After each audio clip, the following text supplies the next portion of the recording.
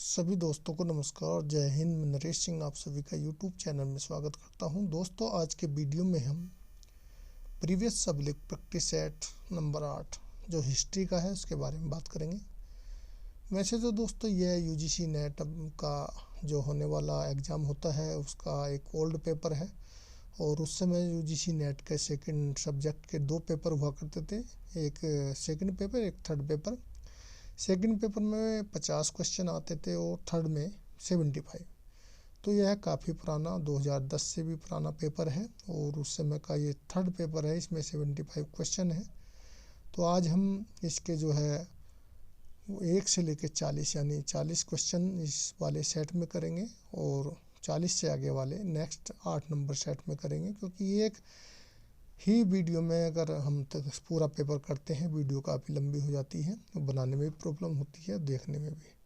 दोस्तों, यह पेपर जो है आपके यूजीसी नेट के लिए तो है ही है और इसके अलावा जो पीएचडी का एग्ज़ाम देने वाले हैं हिस्ट्री से उनके लिए खासकर ज़्यादा महत्वपूर्ण है, क्योंकि अभी जो है थोड़ा सा जो अभी पेपर है ये वाला और आप आज का जो एग्ज़ाम होता है यूजीसी नेट का उसका लेवल काफ़ी बढ़ गया है। लेकिन जो मेमोरी बेस्ड क्वेश्चन आते हैं वो इसी तरह के क्वेश्चन आते हैं।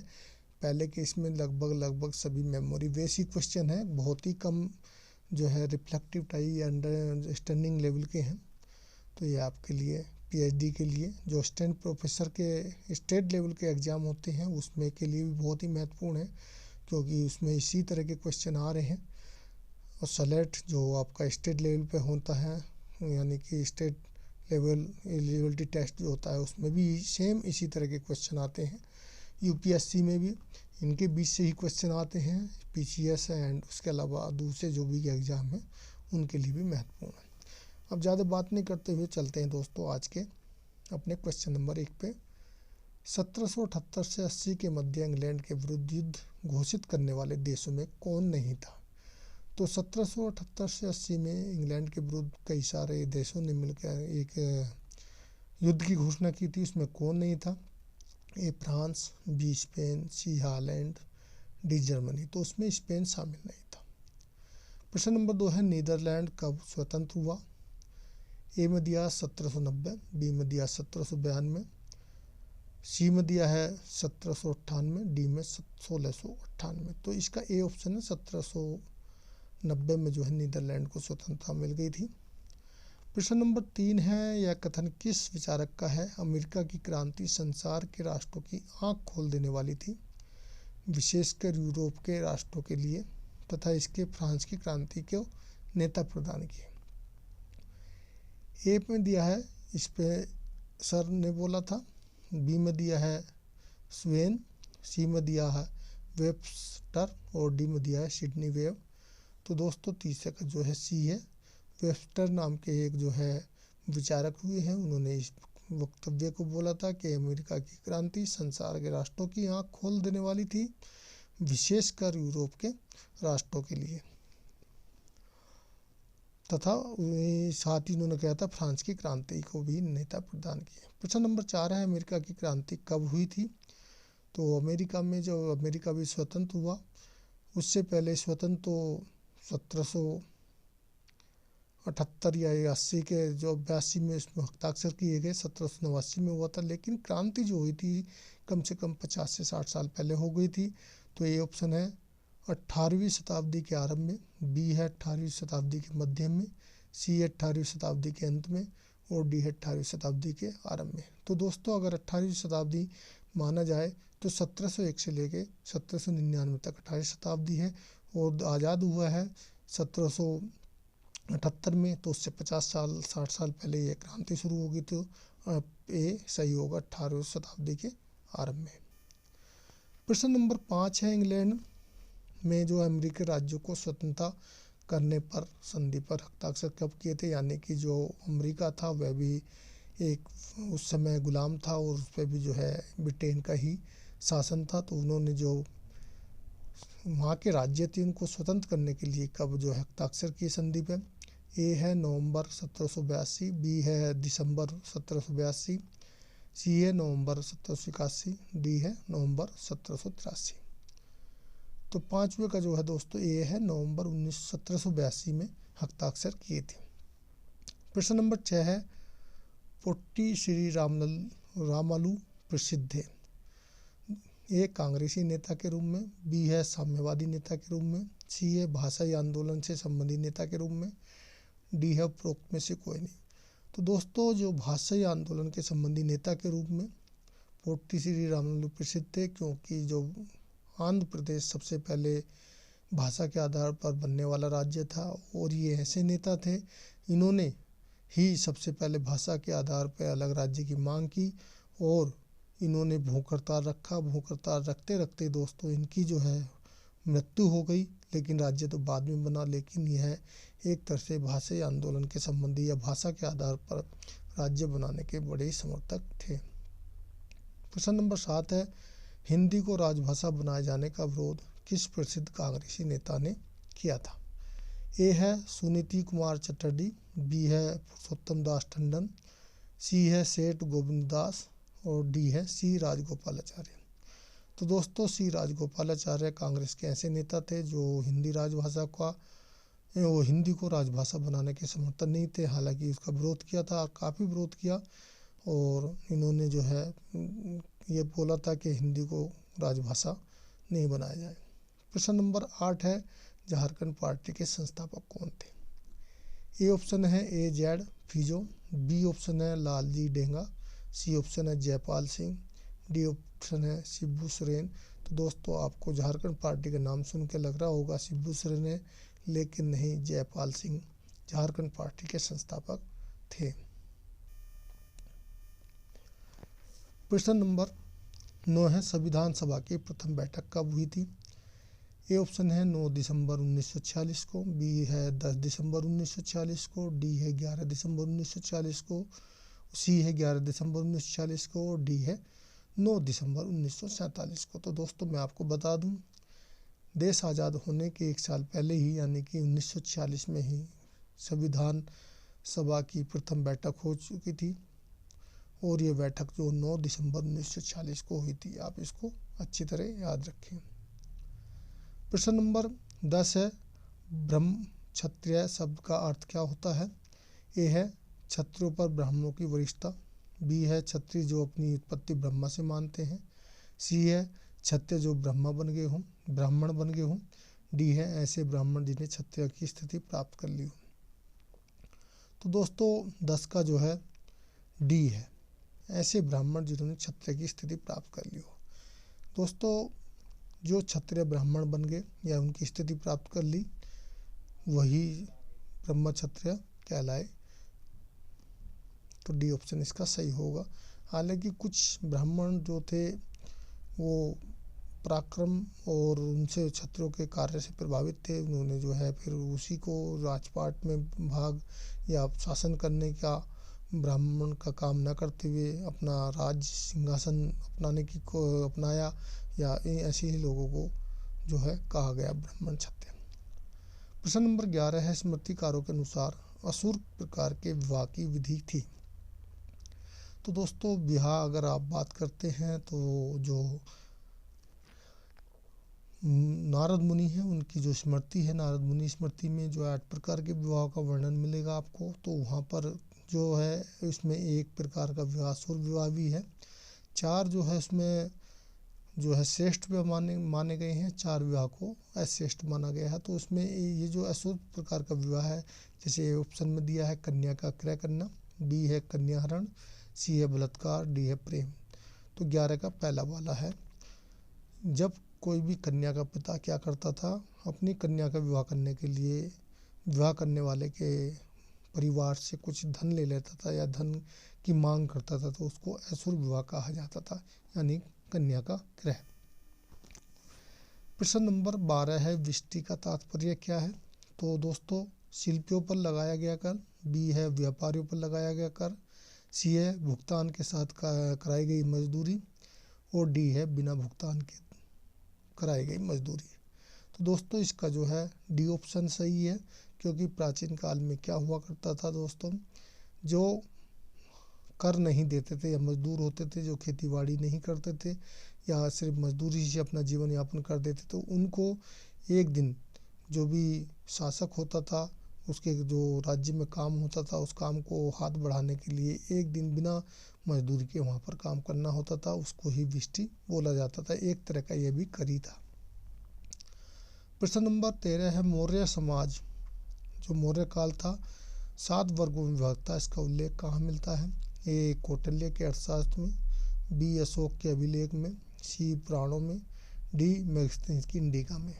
तो दोस्तों आपको लग रहा होगा कि कौटिल्य के अर्थशास्त्र में मिलता है, लेकिन कौटिल्य का जो अर्थशास्त्र में समाज के संबंधी इतनी बड़ी बातें नहीं मिलती, क्योंकि कौटिल्य का जो अर्थशास्त्र है, नाम तो अर्थशास्त्र है लेकिन ये उस समय का राजनीतिक शास्त्र है। यानी कि राजा के क्या कार्य हैं और राजनीति किस प्रकार की जाती है और राजा को अपना राज्य चलाने के लिए क्या क्या करना चाहिए, इतनी सब बातें अर्थशास्त्र में मिलती हैं।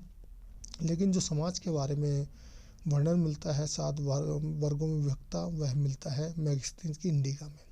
जब चंद्रगुप्त मौर्य का शासक था, उसके बाद उसके समय ही 302 ईसा पूर्व के लगभग यूनान से एक दूत आया था जिनका नाम था मेगास्थनीज। उन्होंने एक पुस्तिका लिखी जिसका नाम इंडिका है। उसी में 7 वर्गों का वर्णन मिलता है। प्रश्न नंबर 14 है दास प्रथा के संबंध में जिस स्मृति में सर्वाधिक विस्तार विवरण उपलब्ध है, उसके लेखक का नाम क्या है? ए है मनु स्मृति, बी है याज्ञवल्क्य स्मृति, सी है नारद स्मृति, डी है बृहस्पति स्मृति। तो दोस्तों जो मैंने एक वीडियो बनाया है, उस वीडियो में सभी प्रकार की स्मृति जो प्राचीन भारतीय इतिहास के स्रोत हैं, उसमें आपके वेद, ऋग्वेद, पुराण, ब्राह्मण, आरण्यक और साथ ही स्मृति, महाकाव्य और प्राचीन जितनी भी टीकाएँ लिखी गई हैं उनके संबंधी सब उसमें मिला है और बड़े ही विस्तार से मैंने उसको वीडियो को बनाया है। तो उसमें भी ये चीज़ आई है कि वो जो स्मृति है उसमें जो मेन चीज़ें हैं मैंने लिखा है। तो नारद जो है, नारद स्मृति में उस समय के जो, हालांकि नारद स्मृति को जो है प्रथम ईसा पूर्व से लेके और 5वीं ईस्वी तक के बीच का माना जाता है। उस समय जो 15 प्रकार के जो है दासों का वर्णन किया गया है। प्रश्न नंबर 15 है निम्नलिखित में से कौन स्मृति लेखक पैतृक संपत्ति में पुत्र का जन्म सिद्ध अधिकार मानते हैं, जन्माधिकार मानते थे? तो ए है मनुस्मृति, बी है देवल स्मृति, सी है नारद स्मृति, डी है याज्ञवल्क्य स्मृति। तो दोस्तों 15 में जो है याज्ञवल्क्य स्मृति में पैतृक स्मृति के पुत्र का जो है, जो पिता की संपत्ति होती है उसका अधिकार जन्म सिद्ध अधिकार माना गया है। और याज्ञवल्क्य स्मृति पे ही बाद में टीका लिखी गई हैं। और भारत के अंदर जो 2 तरह की जो है अधिकार माने गए हैं, जो पश्चिम बंगाल और असम में जो है उसमें बताया गया है कि पिता की मृत्यु के बाद, और यहाँ पर जो है दूसरा जो पूरे भारत में है वो अलग दूसरे में बताया गया है। प्रश्न नंबर 16 है समावर्तक संस्कार किस समय संपन्न किया जाता था? ए है नामकरण उत्सव पर, बी है शैक्षणिक जीवन के आरंभ में, सी है शैक्षणिक जीवन की परिसमाप्ति पर, डी है गृहस्थी जीवन की परिसमाप्ति पर। तो दोस्तों मैंने एक जितने भी संस्कार हैं 16 संस्कार हैं, 16 संस्कार संबंधी एक वीडियो बनाया है। अगर आपने वो वीडियो देख लिया तो कभी भी नहीं भूलेंगे, क्योंकि मैंने उनको 3 पार्ट में डिवाइड करके कि जन्म से पहले 3 संस्कार होते हैं, जन्म से लेकर शिक्षा आरंभ तक कितने संस्कार होते हैं, शिक्षा आरंभ से शिक्षा समाप्ति तक कितने आरंभ होते हैं, और उसके बाद के कौन कौन से संस्कार हैं। आप उस वीडियो को देख लें, आराम से समझ जाएंगे।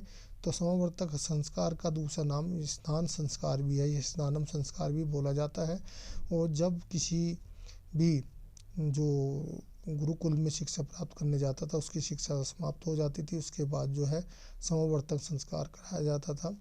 और इस संस्कार को जो है स्नान संस्कार भी कहा जाता है। और इसके दौरान ही जो है शिक्षक को, यानी जो छात्र होता था वह शिक्षक को एक गाय भेंट करते थे, करने का वर्णन भी इसी संस्कार में किया गया है। प्रश्न नंबर 17 है याज्ञवल्क्य स्मृति पर मितारसा टीका का लेखक कौन है?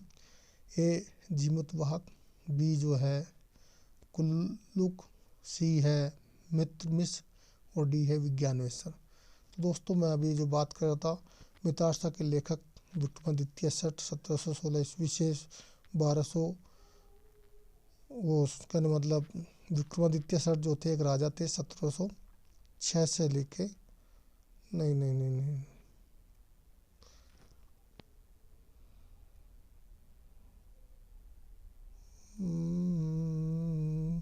विक्रमादित्य षट जो थे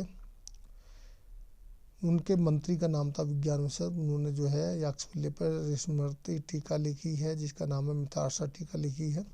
और ये जो है उनके दरबारी थे, किसके बोला, विक्रमादित्य षट के दरबार में रहते थे। तो इसका ऑप्शन जो है डी सही है। प्रश्न नंबर 18 पर चलते हैं। निम्नलिखित में से कौन पारगमन शुल्क समाप्त करने के कारण सुगम द्वितत्व विरुद्ध से सम्मानित था? ए है राजराज प्रथम, बी है राजेंद्र प्रथम, सी है कुलोत्तुंग प्रथम, डी है महेंद्र वर्मन प्रथम। तो 18 का जो है सी ऑप्शन सही है दोस्तों, क्योंकि सुगम द्वित्व का अर्थ होता है करों को समाप्त करने वाला, यानी जो करों को समाप्त कर दे, यानी करों को कम से कम कर दे। यह कार्य चोल शासक कुलोत्तुंग प्रथम द्वारा किया गया था, जिसका वर्णन चोल लेखकों में बहुत ज़्यादा मिलता है, कई जगह मिला हुआ है। प्रश्न नंबर 19 है। निम्नलिखित में से कौन चोल राजा नहीं था? ए करिकाल चोल राजा है बिल्कुल, बी आदित्य प्रथम, यह भी चोल राजा है, कोकिल विक्रमादित्य ये चोल नहीं है, परातक प्रथम भी चोल राजा है। तो इसमें सी ऑप्शन हो जाएगा दोस्तों 19 का। 20 है। निम्नलिखित में से कौन सा मंदिर चोलों से संबंधित नहीं है? बृहदेश्वर मंदिर ये चोलों से संबंधित है, कैलाश मंदिर ये चोलों से, ये तो अलोरा में बना था जो राष्ट्रकूटों ने बनाया था, ये संबंधित नहीं है। कोरंगनाथ मंदिर एतेश्वर मंदिर ये भी है, तो इसमें जो है बी ऑप्शन सही है, कैलाशनाथ मंदिर जो है राष्ट्रकूटों के द्वारा बनाया गया मंदिर है। प्रश्न नंबर 21 है। खजुराहो के विश्व प्रसिद्ध मंदिरों का निर्माण किसके द्वारा कराया गया? ए प्रतिहारों के, बी पुष्पभूतियों के, सी चंदेलों के, डी तोमरों के। तो 21 का जो है चंदेलों के द्वारा जितने भी खजुराहो यानी मध्य प्रदेश में बनाए गए मंदिर हैं वो सब चंदेलों के द्वारा बनाए गए मंदिर हैं। प्रश्न नंबर 22 है। देवपाल के काल में नालंदा विहार बनाने वाले बालपुत्र देव कौन थे? ए शैलेंद्र राजा थे, बी शिलाहार राजा थे, डी पाल राजा थे, और सी पाल राजा, डी भूमकर राजा। तो दोस्तों 22 का जो है देवपाल के समय में जो नालंदा विहार बनाने वाले वो बालपुत्र जावा के शैलेंद्र वंशी राजा थे। तो इसका ए ऑप्शन सही हो जाएगा। प्रश्न नंबर 23 है। निरालंबा सरस्वती यानी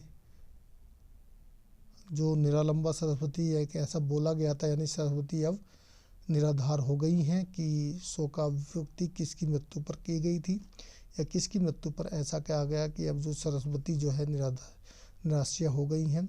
ए मिहिर भोज की, बी भोज परमार की, सी जो है चाहमान विशलदेव की, डी चंदेल कीर्तिवर्मन की। तो 23 पे जो है बी जो है भोज परमार राजा थे एक, और उनकी ही जो है मृत्यु पर यह चीज़ बोली गई थी कि अब जो है सरस्वती निराश्य हो गई है। प्रश्न नंबर 24 है।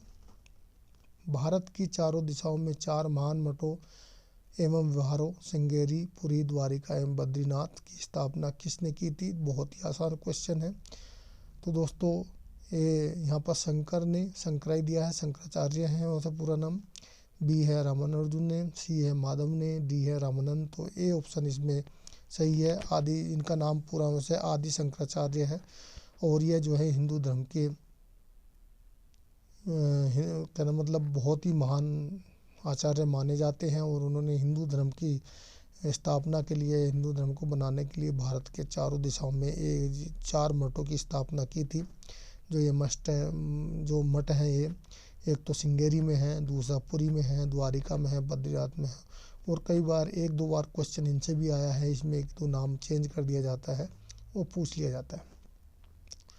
प्रश्न नंबर 25 है। किसके शासनकाल में महिलाओं को उच्च पदों पर नियुक्त किया जाता था? ए चालुक्य के, बी चोलों के, सी पाल वंश के, डी प्रतिहारों के। तो दोस्तों 25 का जो है चालुक्यों के शासनकाल में जो है महिलाओं को उच्च पदों पर नियुक्त किया जाता था। प्रश्न नंबर 26 है योगनीपुर किसका प्राचीन नाम है। तो दोस्तों प्राचीन नाम के संबंधी मैंने एक वीडियो बनाया है, शायद अभी डाउनलोड नहीं किया है। उसमें जितने भी आप, क्योंकि एक यूजीसी नेट के जो पेपर होता है उसमें इस तरह का एक क्वेश्चन तो 100% मिलता है। जितने भी, हालांकि 50-60 ऐसे नाम हैं जो प्राचीन काल में अलग थे, अभी अलग हैं। और तो योगनीपुर जो किसका प्राचीन नाम है, ए है आगरा का, बी है दिल्ली का, सी है इलाहाबाद, डी है वाराणसी। तो यह जो है आगरा का नाम था, ए ऑप्शन इसका सही हो जाएगा। प्रश्न नंबर 27 है संगमरमर में उत्कृष्टम उद्भूत कला के लिए भारत में प्रख्यात जैन मंदिर कहाँ पर स्थित है। तो आपको पता होगा, ए दिलवाड़ा में, बी ग्वालियर में, सी कराड़नू में, डी है मोढेरा में। तो 27 का जो है ये दिलवाड़ा का जो जैन मंदिर काफ़ी प्रसिद्ध है और जो राजस्थान के माउंट आबू एक जगह है वहाँ पर स्थित है। प्रश्न नंबर 28 है लक्ष्मी की आकृति युक्त सिक्के किसने चलाए थे। ए मोहम्मद गोरी ने, बी इल्तुतमिश ने, सी मोहम्मद तुगलक ने, डी उपरोक्त में से किसी ने नहीं। तो 28 का जो है लक्ष्मी की आकृति के जो सिक्के मोहम्मद गोरी द्वारा चलाए गए थे, तो ये ऑप्शन इसका सही हो जाएगा। प्रश्न नंबर 29 है कुतुब मीनार के संबंध में निम्नलिखित में से कौन सा कथन सही नहीं है। यह एक 4 मंजिला संरचना है। दोस्तों ये 4 नहीं, यही गलत है, इसमें तो 5 होना चाहिए था। यह इल्तुतमिश द्वारा पूर्ण कराई गई, ये भी सही है। ऊपर की ओर इसकी परिधि क्रम कम हो गई है, हाँ बिल्कुल ये भी सही है। प्रारंभिक 3 मंजिलों की अधियोजना में भिन्नता है। तो इसका जो है ये 4 मंजिल तो पहले थी, लेकिन बाद में जो है इसको 1 मंजिल हो बना दिया था फिरोज शाह तुगलक ने। तो यह अभी 5 मंजिल है, तो इसमें जो पहला वाला ही गलत हो जाएगा दोस्तों। प्रश्न नंबर 30 है बल्लाल सेन ने निम्नलिखित में से किस ग्रंथ की रचना की। बहुत ही महत्वपूर्ण है और इससे कई बार क्वेश्चन पूछा जाता है। दान सागर, बी कृत्य कल्पतरु, सी है मानोल्लास, डी है सम्रागण सूत्रधार। तो 30 का जो है दोस्तों ए ऑप्शन सही है, दान सागर की रचना की थी। प्रश्न नंबर 31 है निम्नलिखित घटनाओं का सही क्रम क्या है। दिए गए कोटों में सही उत्तर चुनना है आप लोगों को। तैमूर का आक्रमण, दूसरे पर है अलाउद्दीन का देवगिरी पर आक्रमण, तीसरा है तुगरिक का विद्रोह, डी है बहमनी राज्य की स्थापना। तो 31 का जो है इसमें देखा जाए तो सबसे पहले तुगरिक का विद्रोह हुआ है, उसके बाद जो है अलाउद्दीन का देवगिरी पर आक्रमण, यानी कि अलाउद्दीन खिलजी जो था देवगिरी पर आक्रमण किया था, और यह 1296 के आसपास। उसके बाद जो है बहमनी राज्य की स्थापना 1446 और तैमूर का आक्रमण 1498 नहीं 1398, तीसरा दूसरा चौथा पहला, बी ऑप्शन सही है इसका। निम्नलिखित 32 में निम्नलिखित पर कथनों पर विचार करो। एक कथन दिया है, दूसरा तर्क दिया है। कथन में है अलाउद्दीन खिलजी ने दिल्ली अभियान धन प्राप्ति के प्रयास थे। तर्क है उसने दक्षिणी राज्यों का विलय नहीं किया। तो इसमें कौन सा गलत है कौन सा सही है आपको ये बताना है। तो 32 का ए सही है, ए और आर दोनों सही हैं, आर से ए की सही व्याख्या है। प्रश्न नंबर 33 में निम्नलिखित मुस्लिम शासकों में कौन लूट में प्राप्त धन का 80% राज्य कर के रूप में लेता था। ए बलमन, बी अलाउद्दीन खिलजी, सी मोहम्मद बिन तुगलक, सी जो है और डी सिकंदर लोदी। तो 33 में जो है अलाउद्दीन खिलजी ने क्या किया, उल्टा कर दिया था। पहले क्या है लूट में जो सैनिक जाते थे उनको 80% बांट दिया जाता था, लेकिन बाद में अलाउद्दीन खिलजी ने चेंज कर दिया, 80% जो है राज्य कर के रूप में ले लिया और 20% जो शामिल सैनिकों को दिया जाने लगा। प्रश्न नंबर 34 है किस राजवंश के अंतर्गत विजारत का सर्वाधिक विकास हुआ। ए अलवरी वंश में, बी खलजी वंश में, सी तुगलक वंश में, डी लोधी वंश में। तो 34 का जो है दोस्तों सी ऑप्शन तुगलक वंश में वह जो विरासत या इसको जो है दूसरा शब्द भी बोला जाता था, विजारत भी बोला जाता था, या फिर इनको वजीर भी बोलते थे, यानी कि वजीर पद था ये एक तरह का। तो इसका जो है तुगलक वंश में सर्वाधिक हुआ और खासकर जो फिरोज तुगलक के काल में जो है इसका बहुत महत्व बढ़ गया था। प्रश्न नंबर 35 में सूची दी है, सूची 1 सूची 2, एक तरफ लेखक है दूसरी तरफ ग्रंथ है। जियाउद्दीन वन्नी, बी में है इब्न बतूता, सी में है बदायूं, डी में है मनूची, और दूसरी तरफ जो है बुके हैं मुनकफत उत तवारीख, बी रहला, सी हिस्टोरिया द मोगर और तारीख फिरोज शाही। तो 35 का अगर आप देखेंगे तो दोस्तों जियाउद्दीन वन्नी की तारीख फिरोज शाही है, और इब्न बतूता की तो रहला आपको पता ही होगा, बहुत सिंपल है। बदायूं की जो है मुनकफत ए तवारीख है, और मनूची की हिस्टोरिया द मोगर, यानी कि ए का चौथा, बी का दूसरा, सी का पहला, डी का चौथा। तो इसका डी ऑप्शन सही है। प्रश्न नंबर 36 है, हम्पी में विट्ठल स्वामी मंदिर का निर्माण करवाया था। ए हरिहर प्रथम ने, बी देवराय प्रथम ने, सी विजयराय द्वितीय ने, डी कृष्णदेव राय ने। तो 36 का दोस्तों कृष्णदेव राय ने जो है हम्पी के जो विट्ठल स्वामी के मंदिर का निर्माण करवाया था, और कृष्णदेव राय एक फेमस उस समय के विजयनगर साम्राज्य के जो है शासक हुए हैं। प्रश्न नंबर 37 है, कृष्णदेव राय के दरबार में अष्टदिग्गज कौन थे? 8 मंत्री थे या 8 तेलुगु कवि थे, सी है 8 महान सेनापति थे, या 8 परामर्शदाता थे। तो 37 का दोस्तों आपको पता ही होगा 8 तेलुगु कवि थे, ये भी सिंपल क्वेश्चन है, और कृष्णदेव राय के दरबार में जो है अष्टदिग्गज बोला जाता था इनको। प्रश्न नंबर 38 है, निम्नलिखित में से किस विदेशी यात्री ने विजयनगर साम्राज्य में सती प्रथा के प्रचलन का उल्लेख किया है? ये बहुत महत्वपूर्ण क्वेश्चन है, कई बार दोस्तों यूजीसी नेट के एग्जाम में रिपीट हुआ है, क्योंकि विदेशी यात्री जो था कौन था जिसने सती प्रथा का वर्णन किया है? ए है अब्दुल रज्जाक, बी है एडोर्डो बारबोसा, सी है मार्को पोलो, डी है निकोलो कोंटी। तो 38 का मैं बता दूं दोस्तों आपको, इसमें एडोर्डो बारबोसा ने किया था, और यह क्वेश्चन कई बार इससे पहले भी रिपीट हुआ है। प्रश्न नंबर 39 है दोस्तों, निम्न में से किस राजा ने अपने शासक काल में भूमि का विस्तार सर्वेक्षण कराया था? ए कृष्णदेव राय ने, बी है सदाशिव राय ने, डी है देवराय द्वितीय ने, या हरिहर प्रथम ने। तो 39 का पहला ही ठीक है, कृष्णदेव राय ने जो है अपने शासनकाल में भूमि का विस्तार सर्वेक्षण करवाया था। प्रश्न नंबर 40 है, निम्न में से कौन सा 16वीं शताब्दी में कर्नाटक में दासकूट आंदोलन से संबंधित है? ए है अक्कीचंद दास, बी है पुरंदरदास, सी है रैदास, और डी है रामदास। तो 40 का जो है बी ऑप्शन है, 16वीं शताब्दी में कर्नाटक में दासकूट आंदोलन में जो है पुरंदरदास संबंधित थे, यानी कि इसका बी ऑप्शन सही है। तो आज के वीडियो में सिर्फ दोस्तों 40 क्वेश्चन है, 40 के अलावा 35 क्वेश्चन हो नेक्स्ट उसमें देखेंगे।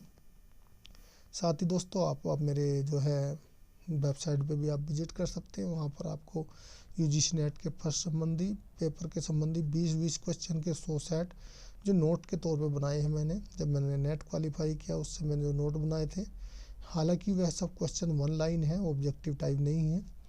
और दूसरी जो है आपको इसके अलावा जो फर्स्ट पेपर है उससे संबंधी बहुत सारी जानकारी मिल जाएगी। दूसरा नेट के संबंधी सेकंड पेपर के हिस्ट्री के भी कुछ टॉपिक आपको वहाँ पर पढ़ने मिल जाएंगे। तो आप मेरी वेबसाइट ldcnetexam.com पर विजिट कर सकते हैं। साथ ही व्हाट्सअप नंबर 8825072295 पे भी आप मैसेज कर सकते हैं। वीडियो अच्छा लगा तो दोस्तों वीडियो को लाइक कर दें, और साथ ही दोस्तों को भी शेयर कर दें। चैनल को अभी तक सब्सक्राइब नहीं तो किया तो प्लीज़ चैनल को ज़रूर सब्सक्राइब कर लें, और साथ में लगी बेल आइकन को भी दबा लें, जिससे आपको आने वाली ये वीडियो इस तरह की मिल जाए। वीडियो देखने के लिए थैंक यू, धन्यवाद।